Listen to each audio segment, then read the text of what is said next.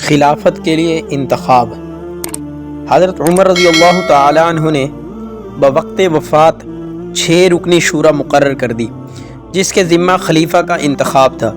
اس کے اراکین میں حضرت زبیر رضی اللہ تعالی عنہ، حضرت طلحہ، حضرت عثمان، حضرت علی رضی اللہ تعالی عنہ، حضرت عبد الرحمن بن عوف اور حضرت سعد بن ابی وقاص رضی اللہ تعالی عنہم اجمعین شامل تھے۔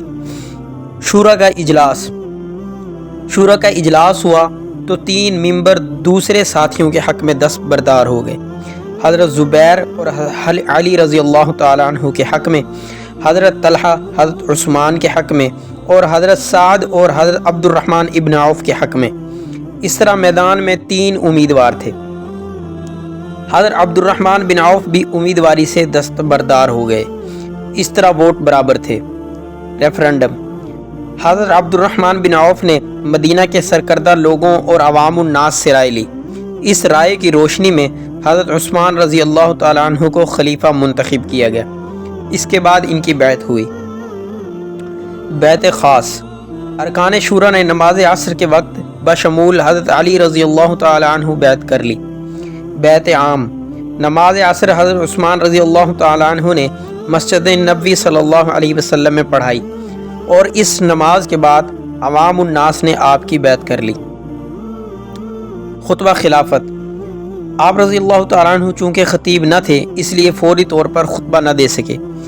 اگلے دن درج ذیل خطبہ ارشاد فرمایا: خداوند کریم کی حمد و ثنا کے بعد میرے ناتواں کندھوں پر خلافت کا عظیم بوجھ ڈال دیا گیا ہے جسے میں نے قبول کر لیا ہے۔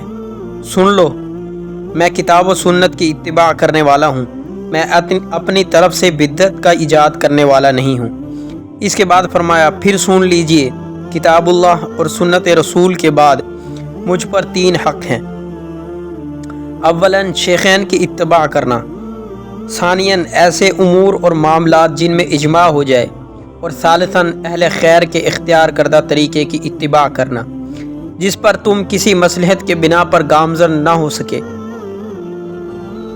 جن باتوں کو تم ضروری خیال کرتے ہو اور اپنے آپ کو تم سے روکے رکھنا سوائے ان امور کے جن کو تم خود واجب کر لو۔ غور سے سن لو، بلا شبہ دنیا ایک سبز باغ ہے جو لوگوں کے دلوں کو لبھاتی ہے اور بہت سے لوگ اس کی طرف جھک جاتے ہیں۔ بس تم دنیا سے دل نہ لبھاؤ اور نہ ہی اسے مضبوطی سے پکڑو۔ یہ مضبوط و مستحکم چیز نہیں ہے۔ یہ دنیا قطعاً ناقابل اعتبار ہے۔ یہ بات یاد رکھو، دنیا کسی کو نہیں چھوڑتی۔ پہلا مقدمہ۔ حضرت عمر رضی اللہ تعالیٰ عنہ کو شہید کرنے والے ابو لولو فیروز نے خودکشی کر لی تھی۔ حضرت عمر رضی اللہ تعالیٰ عنہ کے بیٹے عبید اللہ بن عمر نے جفتہ لونڈی اور ہرمزان کو قتل کر دیا۔ ان پر سازش قتل کا شائبہ تھا۔ دیت اور قصاص کے فیصلے کے سلسلے میں یہ پہلا مقدمہ تھا جو حضرت عثمان رضی اللہ تعالیٰ عنہ کے ہاں پیش ہوا۔ آپ رضی اللہ تعالیٰ عنہ نے مشورے سے ان دونوں کی دیت بیت المال سے ادا کر دی۔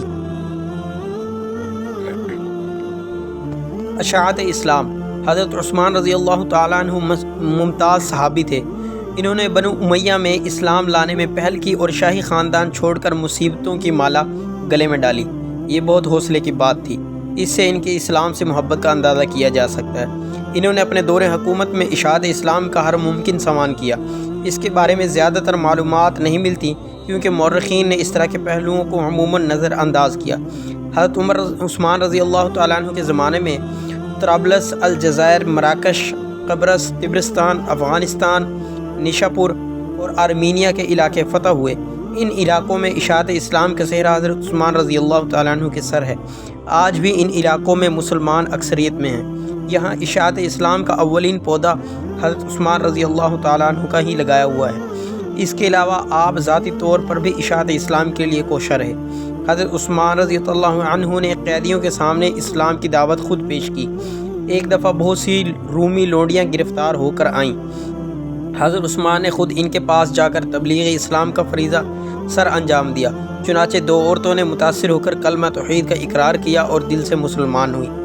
اس کے علاوہ مسلمانوں کو ایک قرات پر جمع کر کے اشاعت اسلام کی راہ ہموار کی، ورنہ قرات کا مسئلہ اختلاف پیدا کر دیتا ہے اور اشاعت اسلام کی بنیاد ختم ہو جاتی ہے۔